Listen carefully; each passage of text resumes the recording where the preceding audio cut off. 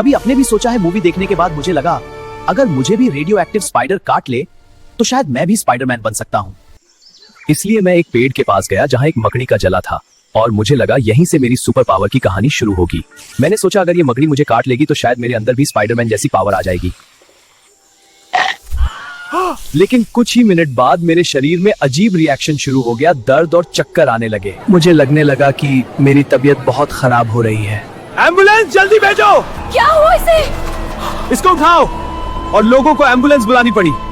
Doctors ने बताया कि रेडियो एक्टिव स्पाइडर सिर्फ मूवीज में होता है, रियल लाइफ में मकड़ी का काटना डेंजरस भी हो सकता है। कभी आपने सोचा है कि आपको एक स्ट्रीट डॉग कैट ले और आप समय पर इलाज नहीं करवाओ तो आपके शरीर में क्या बदलाव आ सकता है? डे 0 एक स्ट्रे डॉग अचानक अटैक करता है और काट लेता है। अगर डॉग रेबीज इन्फेक्टेड हो और तुरंत ट्रीटमेंट ना मिले तो वायरस बॉडी में एंटर कर जाता है। डे 1 रेबीज वायरस वुंड से बॉडी में एंटर करता है और नर्व्स के थ्रू धीरे धीरे ब्रेन की तरफ ट्रैवल करना शुरू करता है। डे 3 से 5 बाइट वाली जगह पर पेन, इचिंग और हल्का फीवर शुरू हो सकता है, लेकिन कई लोग इस स्टेज पर भी ट्रीटमेंट नहीं करवाते। डे 5 से 7 फीवर, हेडेक और वीकनेस बढ़ने लगती है। वायरस अब नर्वस सिस्टम पर असर डालने लगता है। डे 7 से 10 पेशेंट को एंजाइटी, कंफ्यूजन और अनयूजुअल बिहेवियर फील होने लगता है। रेबीज का एक फेमस सिम्टम होता है हाइड्रोफोबिया, यानी पानी देखकर भी डर लगना। इस स्टेज में मसल स्पाज्म होने लगते हैं, ब्रीदिंग प्रॉब्लम और सीवियर न्यूरोलॉजिकल सिम्टम्स दिखने लगते हैं। हाँ देखो, रिबकेज का एक्सपेंशन, हम ऑक्सीजन दे सकते हैं। अब पेशेंट को इमरजेंसी हॉस्पिटल ले जाना पड़ता है, लेकिन एडवांस रेबीज स्टेज में ट्रीटमेंट बहुत मुश्किल हो जाता है।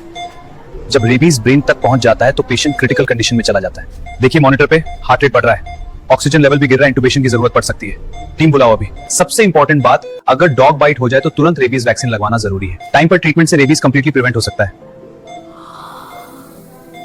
सोचो, अगर कोई इंसान 3 दिन तक पानी ही ना पिए तो उसके शरीर और दिमाग के अंदर क्या होगा?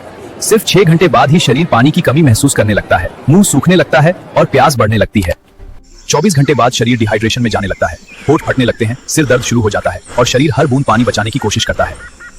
48 घंटे बाद दिमाग पर असर शुरू हो जाता है, चक्कर आने लगते हैं और इंसान ठीक से सोच नहीं पाता। 60 आवर्स विदाउट वाटर। अब खून गाढ़ा होने लगता है और दिल को उसे पंप करने के लिए ज्यादा मेहनत करनी पड़ती है। 72 घंटे बाद हालत खतरनाक हो सकती है, इंसान को हेलुसिनेशन, कंफ्यूजन और एक्सट्रीम वीकनेस महसूस हो सकती है। इस स्टेज पर किडनी डैमेज और बॉडी कोलैप्स का खतरा बढ़ जाता है। अगर समय पर पानी और इलाज ना मिले तो शरीर के अंग फेल हो सकते हैं। याद रखो, इंसान बिना खाने के कई हफ्ते रह सकता है, लेकिन बिना पानी 3 से 5 दिन से ज्यादा जिंदा रहना बहुत मुश्किल है। इसलिए समय समय पर पानी पीना बेहद जरूरी है, क्योंकि पानी ही असली जिंदगी है।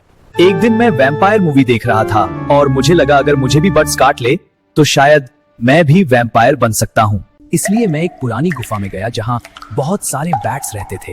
गुफा के अंदर बहुत सारे बैट्स लटाक रहे थे और मुझे लगा मेरा वैम्पायर बनने का सपना पूरा होगा। फिर एक बैट ने मुझे काट लिया और मैंने सोचा अब मेरी बॉडी चेंज होने वाली है।